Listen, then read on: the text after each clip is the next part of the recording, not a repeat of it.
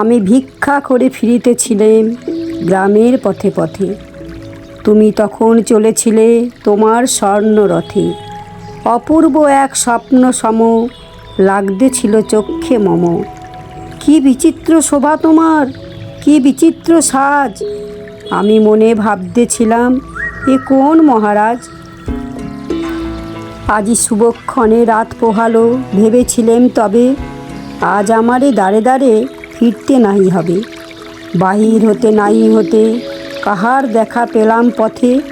চলিতে রথ ধনধান্য ছড়াবে দুই ধারে। মুঠা মুঠা কুড়িয়ে নেব নেব ভারে ভারে। দেখি সহসা রথ থেমে গেল আমার কাছে এসে। আমার মুখপানে চেয়ে নামলে তুমি হেসে। দেখে মুখের প্রসন্নতা জুড়িয়ে গেল সকল ব্যথা। হেন কালে কিসের লাগি তুমি অকস্মাৎ আমায় কিছু দাও গো বলে বাড়িয়ে দিলে হাত। মরি, এ কি কথা রাজাধিরাজ, আমায় দাও গো কিছু। শুনে ক্ষণকালের তরে রইনু মাথা নিচু। তোমার কী বা অভাব আছে ভিখারি ভিক্ষুকের কাছে। এ কেবল কৌতুকের বশে আমায় প্রবঞ্চনা। ঝুলি হতে দিলেম তুলে একটি ছোট্ট কণা।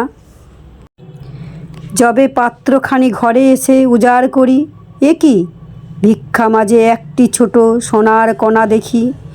দিলেম যা রাজ ভিখারিরে, স্বর্ণ হয়ে এলো ফিরে।